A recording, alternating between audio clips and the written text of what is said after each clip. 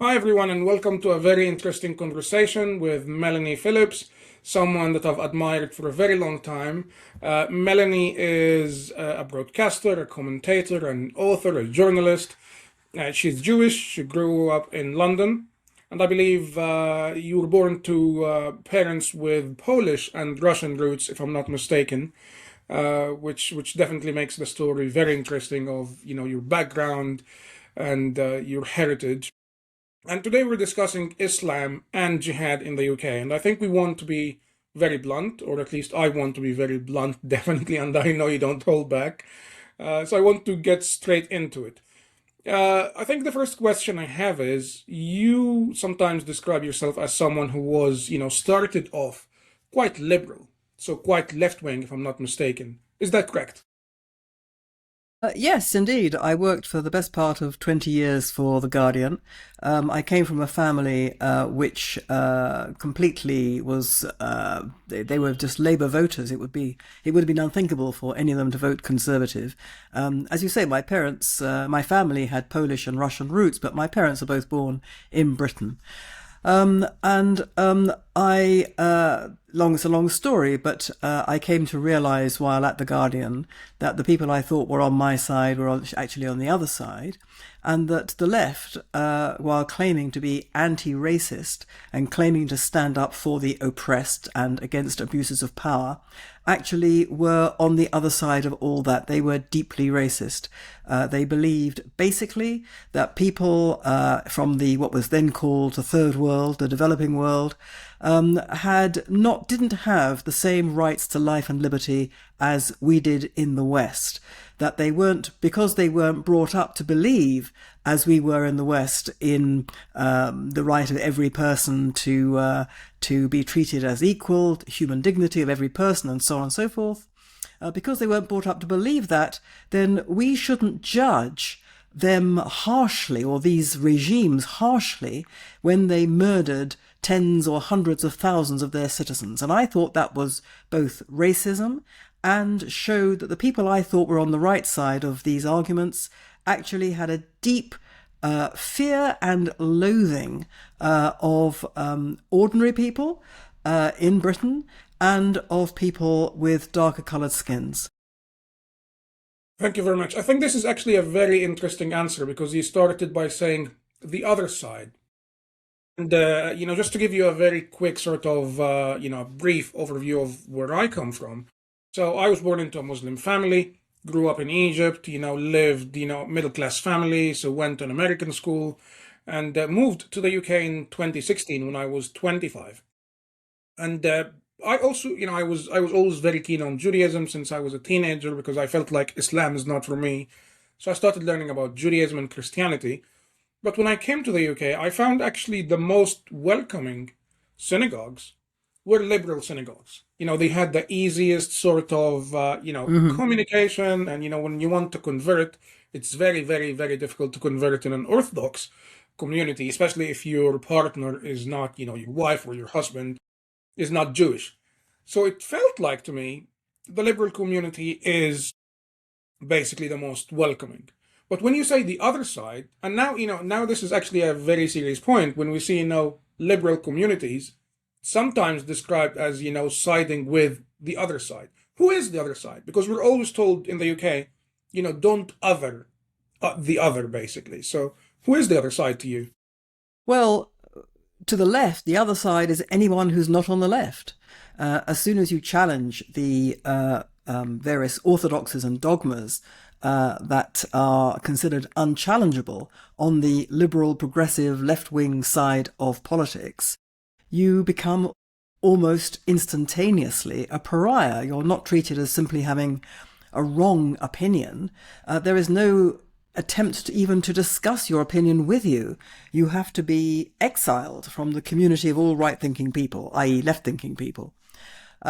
So to me, the other side are people who stand for lies against truth, who stand for abuses of power against their victims, oppressors against the oppressed, victimizers against victims. And what I believe we have seen over the last Well, several decades really, but with ferocious acceleration in the last few years, is the inversion of all those things, the inversion of right and wrong, the inversion of victim and victimizer, of oppressed and oppressor.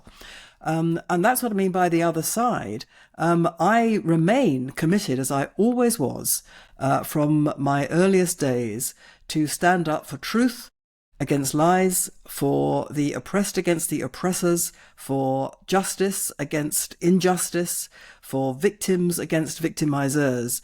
I remain committed to that.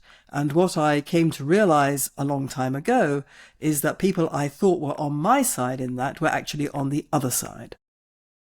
It's very interesting that you're saying this, because my experience is also quite similar. So, I joined the liberal synagogue, actually one of the very first Jewish liberal synagogues in Europe. It has a very proud history. But I always saw it as still had its own tradition, like it was serious. It was not like America. Still, the British liberal community was not like America in the sense of, the extremist trans ideology was not really taking over. It was still, relatively sensible. But over the past couple of years, especially, oddly, after October 7th, things actually started to get a lot worse. And by a lot worse, I mean the left started to get, a lot further left, into the extreme, even my synagogue. So I'm going to give you an example to get into, what we're discussing today. My rabbi, or the man I used to call my rabbi in this liberal synagogue, recently wrote a piece about how he feels uncomfortable attending the rally against anti-Semitism, the one that took place this past weekend. And he said because one of the main problems he has is that it basically suggests there are some voices who suggest that some communities or specific communities in the UK are less deserving or less British or less integrated. He's basically referring to Muslims. And I would argue, this is again the very point that we're discussing today, that Muslims are the most bigoted, the most racist, the most anti-Semitic. In Britain, British Muslims, as a community as a whole, not every Muslim obviously, they are the most bigoted, the most racist, the most anti-Semitic, the most homophobic, and the most prone to supporting terrorism. Would you disagree with this statement? I think there is a lot in what you say. I think that I would say that I think we should acknowledge, which is true, that there are many Muslims in Britain and indeed throughout the West who are perfectly fine, who are decent, upstanding citizens. They don't pose a threat to Britain or the West. They have their families came to Britain because they wanted to benefit from the freedoms and rights and privileges that Western society offers. Nevertheless, there is clearly a disproportionately enormous problem of extremism within the Muslim community in Britain and elsewhere. And there is a disproportionate amount of virulent, I would say theologically based anti-Semitism, even among Muslims who pose no threat to the state and who live perfectly unremarkable lives, posing no danger to anybody. But you don't have to scratch very far to find a real loathing, a fear of Jews, and a belief in the most primitive kinds of superstitious terrors, paranoias about Jewish people. Now, I have to say that one can find that in the non-Muslim community, certainly. And we've seen that come out in great number in the non-Muslim community in the last few years. But the Muslim community is disproportionately represented among people who physically and verbally assault Jews in Britain. And that is something, all these things that we're saying to each other now, really can't be said in Britain without, as you know, I'm sure better than most, without being vilified and regarded as racist, Islamophobic, and basically an enemy of humanity. And that means one can't speak essential truths which, in the interests and for the safety of everybody, Jew and non-Jew, need to be said. Well, absolutely, because I think the main challenge for me is no one wants to discuss this. So we've had, repeatedly, different surveys have shown that Muslims are, essentially, well, overwhelmingly as well, they don't feel like they belong to Britain as much as they feel they belong to Islam or the Muslim nation or the Ummah. So, a recent survey, one that was done in April, just a month ago, it was commissioned by Policy Exchange, it revealed that 63% of Muslims, well, British Muslims, believe that they are Muslim first, and only 12% believe that they are British first. I mean, obviously, this is a serious challenge. It's not only this, you can see other surveys. So the 2016 ICM survey for Channel 4 found that 52% of Muslims, British Muslims, believed that homosexuality should be illegal. So to be gay should be something that's, criminalized, which is the very same, mindset that we see in Pakistan, in Afghanistan, in Egypt, where I come from. So obviously, if you're gay in Egypt, you're beaten up. For people who do not know, there was actually a campaign over the past couple of years where police officers went on dating websites and essentially tried to locate gay men in Egypt and arrested them, decided to beat them up and, basically lock them up. So again, if we are going to quantify the hatred within different communities, we are going to see that the statement, which I said, that Muslims, British Muslims, are the most bigoted, the most hateful, and the most anti-Semitic in Britain, is undoubtedly true. I don't think there should be a contest for who is the most bigoted towards Jews. Britain has a horrific history towards Jews, going back hundreds of years, in which they were attacked, murdered, burned, and eventually exiled, driven out, and allowed back broadly on sufferance. And so there is a culture in Britain and the West which is deeply, deeply anti-Jew. It's largely due to the theological roots of British and Western culture in Christianity. Christianity over many centuries was viciously bigoted towards Jews, and in Europe and in Britain caused the murder of countless thousands of them. And one sees this Christian heritage in terms of hatred of Jews in some of the finest works of classic English literature. So the paradox in Britain is that the more educated you are, if you've read your Chaucer and you've read your Shakespeare and you've read your T.S. Eliot and many, many other authors of great distinction, of great artistic and aesthetic value, no question, you will have imbibed almost, indeed not almost, absolutely without realizing it, certain hateful stereotypes about Jews. The Jew as Fagin, from Dickens, the Jew as somebody who steals and thieves and cheats, the Jew as Shylock, the Jew who is rapacious about money and will swindle non-Jews. These ideas are absolutely rooted in England, in English literature and in English culture. And, then you have, in addition to that, then you have overlaying that the situation, the phenomenon you're talking about, which is Muslim anti-Semitism, which comes, I think, in large measure from theological sources. You all know much more about that than I do. But in the 20th century, what we saw was that radical Islam, which basically emerged in the wake of the defeat of the Ottoman Empire after the First World War, that radical Islam drank deeply at the poisoned wells of both communism, Soviet communism, and Nazism, and got from them, from both of those terrible regimes and the way that they thought and the way they brainwashed people into thinking, both of those were really founded upon very deep hatred, murderous, exterminatory hatred of Jews. And so it seems to me that played absolutely into the theological underpinnings of anti-Jewish hatred within the Muslim world and created what we see today. So what we see today is from the Muslim world, and I would say from the Palestinian Authority, from the proponents of the Palestinian cause,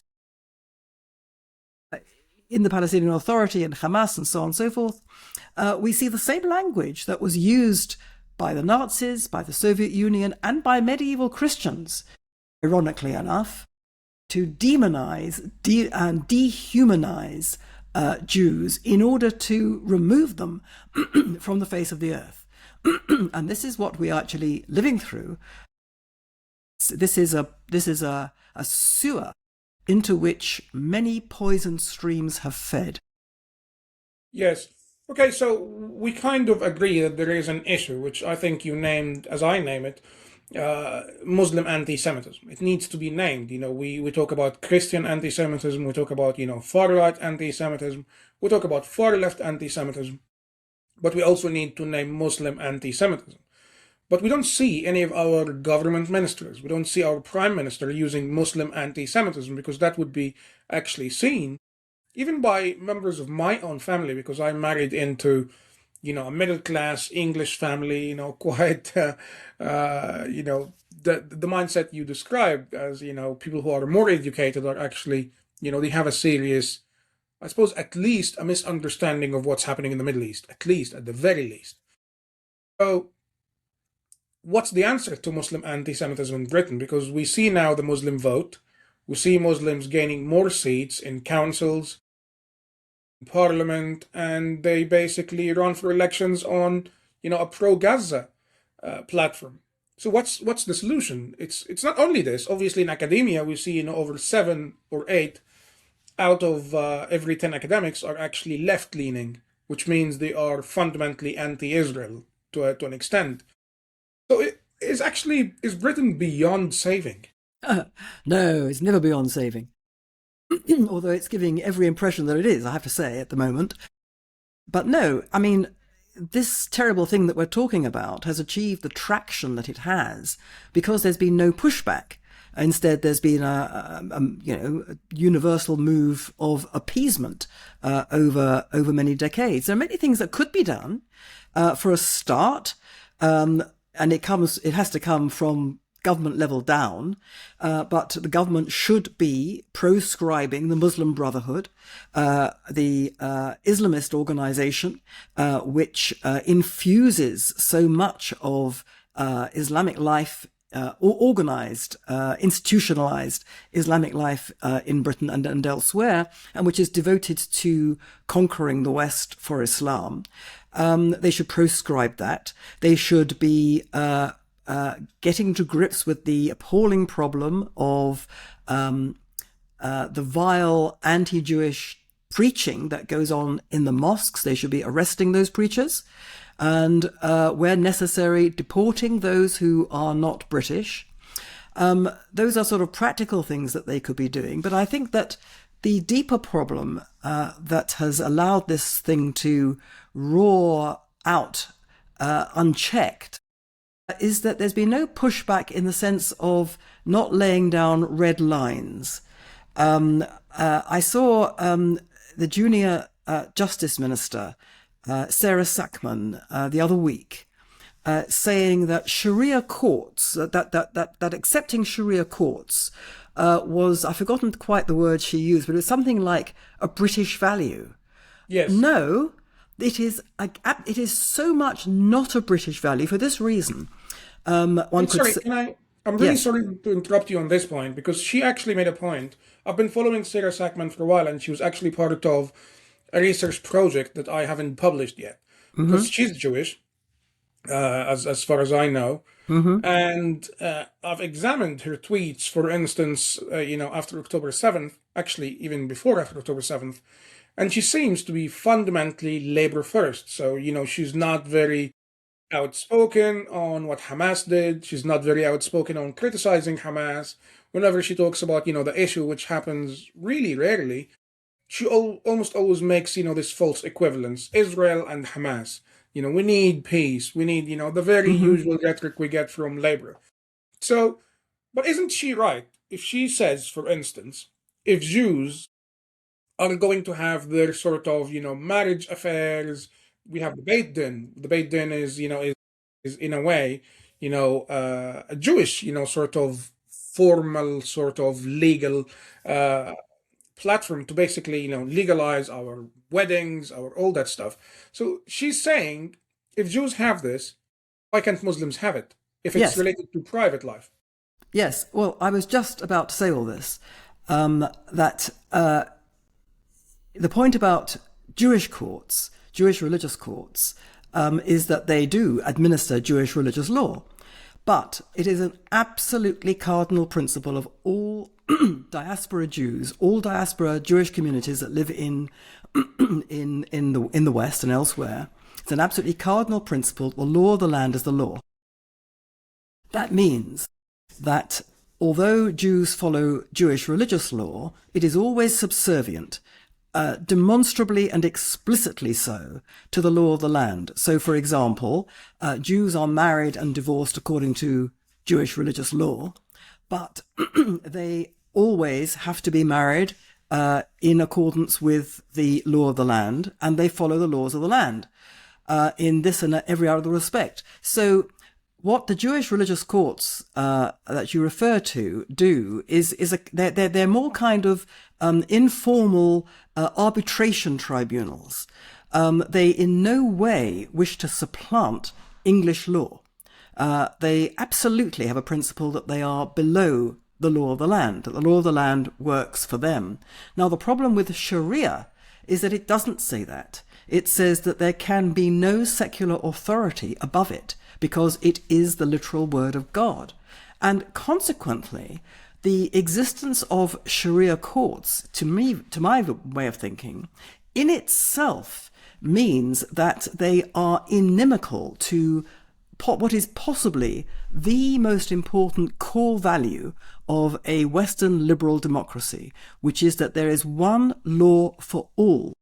You cannot have a Western democratic liberal state or society where there is not one law that covers everybody. And if you have a community or parts of a community that say, we don't accept that, as far as we're concerned, our religious law trumps the law of the land, and we are not going to obey the law of the land. Therefore, if it follows, we will ignore it. You can't have that. So that's what I mean by pushback. You have, if you are going to have a situation where you, as I think you should, you welcome minorities, you welcome minority communities, you welcome minority communities of faith. This was the great settlement of, liberal tolerance that was laid down centuries ago when, modernity dawned in Britain and the West. You welcome minority communities of faith, but And you say you're welcome to set up your own cultures, your own cultural institutions, to associate with each other. That's absolutely fine. But you must do this under the overarching umbrella of our core values. That's the liberal deal by which every minority has lived, except for a significant proportion of the Muslim community, which won't accept it. That is the problem. And so if you had a governing class which was confident enough in its own historic culture and identity to reassert those core principles of Western democratic liberal societies, then you would have these red lines being laid down, and you would have no Sharia courts. You would have no Sharia law, on the basis that it is in itself subversive of the core principle of British society and Western society. And instead, you have a government minister saying that these courts, these Sharia courts, are a core British value. Now, I mean, either she's ignorant, or she's terrified, or she is so ideologically mixed up because, as we were saying earlier, this is one of the reasons why people who call themselves liberals have gone down the ideological rabbit hole, because they have taught themselves over the last few decades that it is racist or prejudiced or bigoted for the West to say that its values must be upheld over any other values because its values are preferable. And that means that, if you take it, literally, which they do, that British people, under this rubric, British people have no right to assert their own historic cultural identity and values over anyone else. And that's why you have, the whole of the progressive left, including the Labour Party, paralysed in the face of people who want to assert their own minority culture in order to destroy the core values of British and Western society. They are unable even to acknowledge that there's a problem. Yes, I completely agree with you. And just to explain to the audience, one thing that you won't find in Jewish courts or Jewish, religious law is that a man is not allowed to marry 4 women. While a Sharia court would actually recognize, a man marrying more than 1 woman is, up to 4 women is something that is completely acceptable according to Sharia.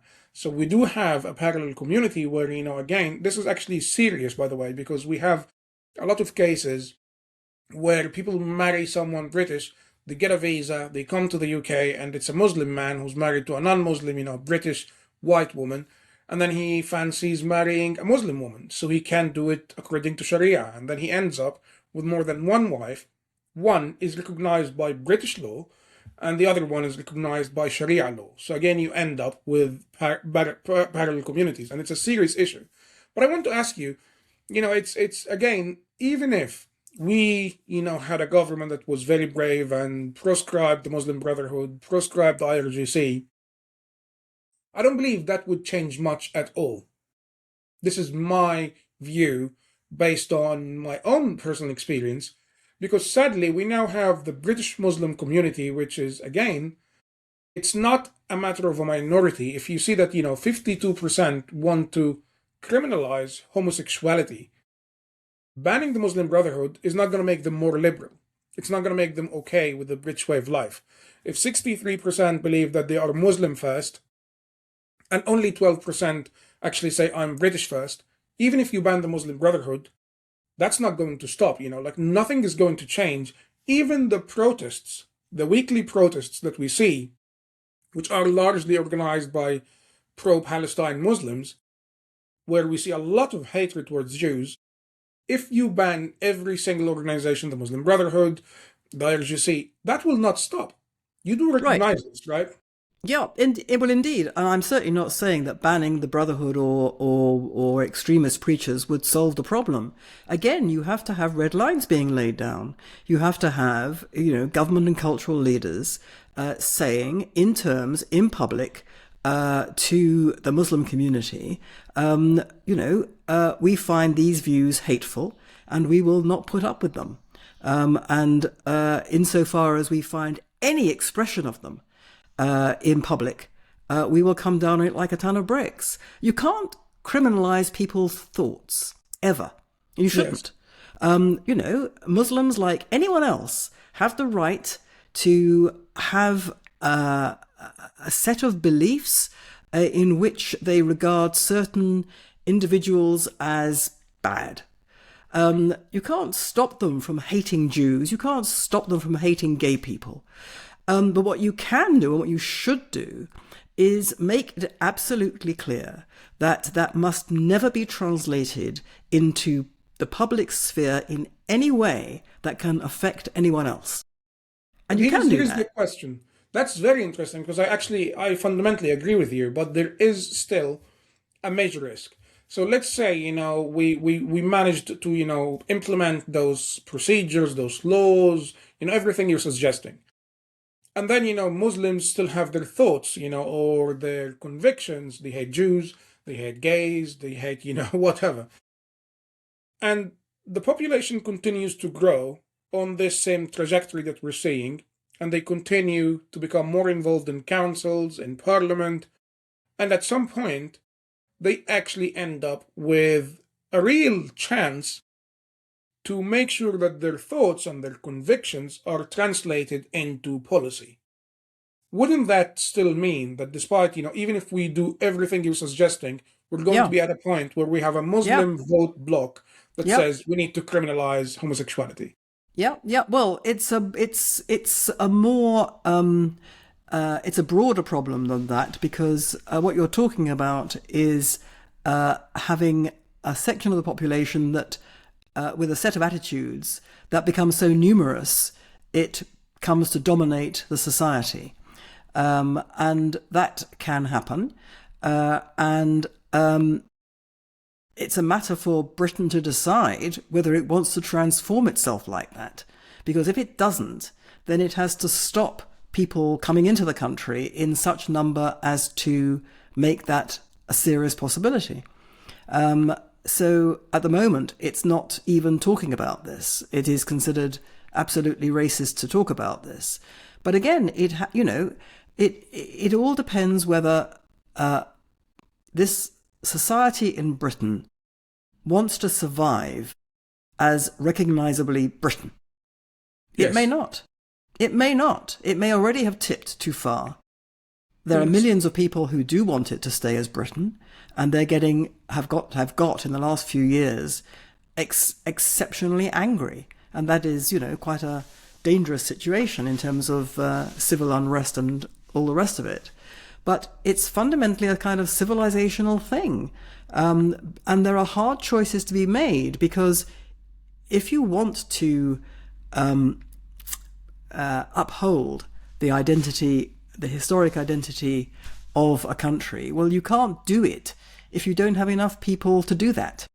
And so you have to work out how to do that. Now, some people, some countries have adopted what's called natalist policies. So they very much encourage childbearing among the native population. The problem is that you can't discriminate as to who is having babies. So this is a real problem. Look, I mean, what you're saying, what you're getting at, is the conundrum, the dilemma of any liberal society. I think it was T.S. Eliot, that well-known anti-Semite, who wrote that a liberal society will always basically disappear up its own backside, because a liberal society will never, when it comes to it, a liberal society will, because of what it tells itself what liberalism is, that you must encompass everybody, and you must love everybody, and you must tolerate everybody. A liberal society, therefore, is fundamentally incapable of taking the illiberal actions that are necessary to preserve it as a liberal society. That is the conundrum.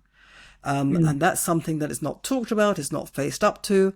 And when you look across the continent, you look across Europe, look at how Viktor Orban, who has now, come to grief in Hungary, look at how he was reviled. And that was because of many things. I mean, he was an authoritarian, and, he did ride roughshod over freedoms, but he had a very strong conviction that he was in the business of protecting historic Hungarian identity. And consequently, he kept Muslims out. And that was considered racist. Now, by liberal standards, it is, absolutely. But it is nevertheless, amazingly as it may seem to a liberal, Hungary under Orban was arguably the safest the only really safe country for Jews.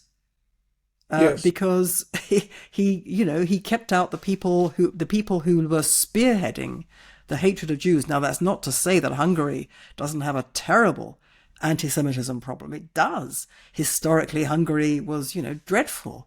Yes. And it still has these dreadful people. But basically, it was run by somebody who understood the red lines that had to be drawn against people who were a threat to the fundamentals of that society. And that's what liberal Britain can't bring itself to do, because it doesn't even know what those fundamentals are anymore. Yes. And insofar as it does, it hates it. Insofar as it knows what its identity ever was, it hates itself. It's told itself, it was fundamentally colonialist and oppressive and racist and imperialist and all that, and it therefore has to be remade as something completely different. And that's what's driven this. This is multiculturalism. Multiculturalism is thought to be, tolerance of other cultures. It's not. Multiculturalism says you cannot assert your own.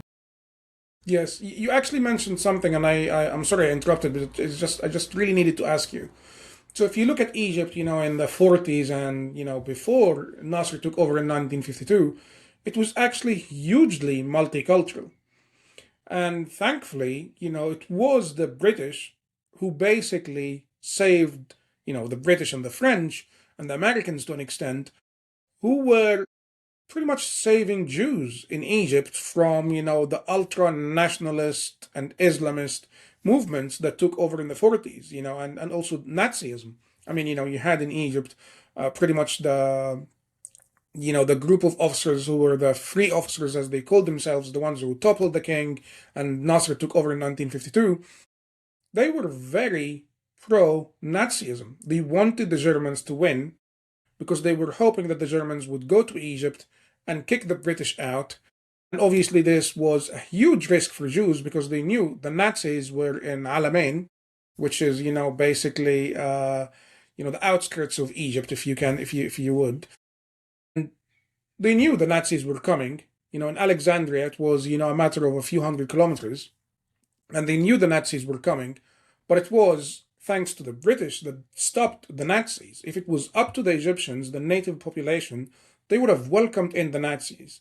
So the point is... Well, they did.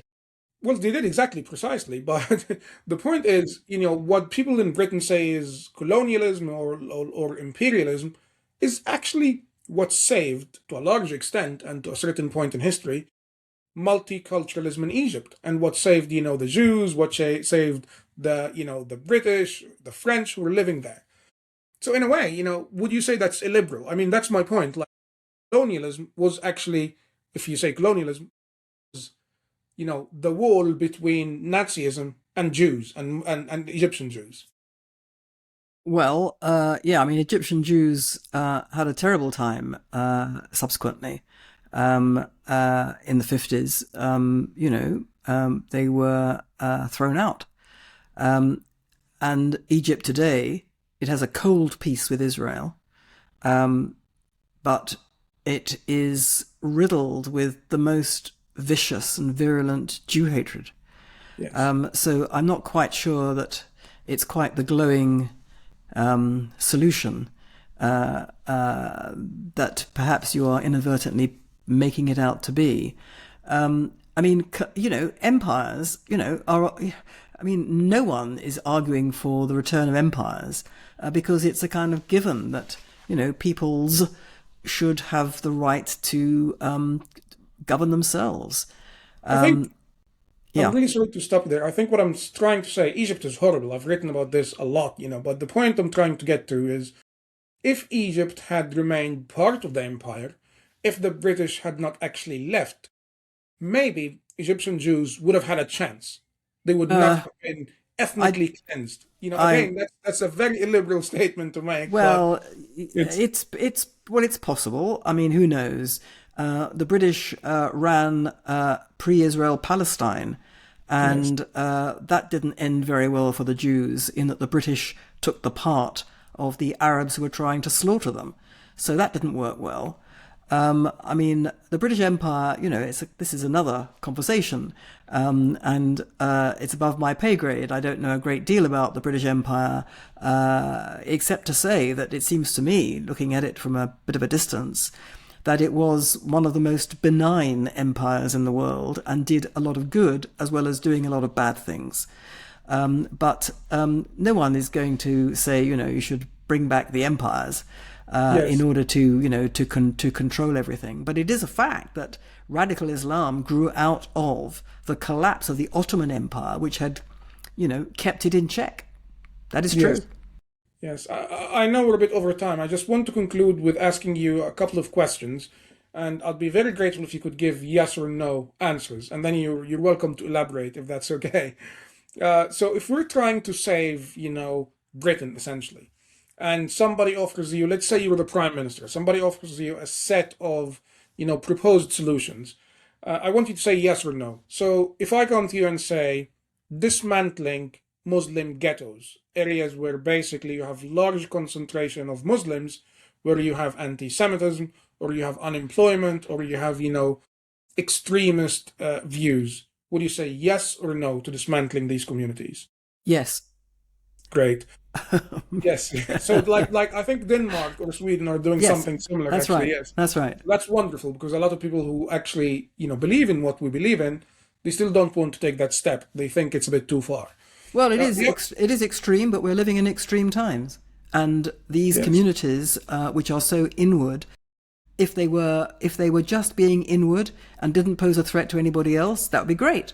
I would have no problem with that. I don't require minorities to be part of the mainstream. They can be, like the Amish in America. They can, live whatever lives they want. The problem is if these are incubation areas for extremism and terrorism and points north of that. Yes.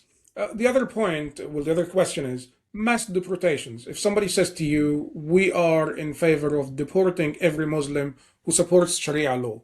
What? No, I couldn't. Absolutely not. Absolutely not. You cannot deport British citizens. Full stop. So even if you have someone who is British Pakistani and they support Sharia law for Britain, or they advocate for Sharia law in Britain, you would not take away their citizenship. Absolutely not. You don't take away people's citizenship. You just don't do that. The problem is if you have allowed a critical mass of such people to arrive so that the whole political situation in Britain changes and it becomes basically an Islamized country. But that is a macro problem for politics. You can't have mass deportations of British citizens. That is really beyond the pale. Yeah, but the idea of a passport, it's not just a piece of paper that you have. You have to be part of, the social contract. So advocating for Sharia law is very much against, what Britain stands for, and it makes you a threat. Well, why can't we take your passport away? Because there have been over time many British citizens who have who've expressed subversive views about destroying Britain, destroying the state, revolutionary takeovers. No one suggests that they should be losing their British citizenship. If they're committing a crime, you'd lock them up. Right, okay. The last one. Would you ban any Muslim who advocates for Sharia law or advocates for things like the burqa, the full face covering for women, from running for office, like running for, being a member of parliament? Would you say they should be disqualified based on extremist views? Well, it depends what the extremist views are. If they have, if they want Muslims to wear the burqa, well, I don't think that would necessarily be a disqualifying thing if you're running for, British office of any kind. Why should it? It's a religious belief. I know you can have an argument about whether it is a religious requirement in Islam, but that's another matter. No, you should be disqualifying people from public office if they are promoting ideologies, ideas, activities, actions, whatever, which threaten the state in some way, either through leading to inciting hatred or violence, or being subversive of the main, the core values. If somebody were to run for office and say every woman in Britain should wear the burqa, well, that is clearly where the line is crossed.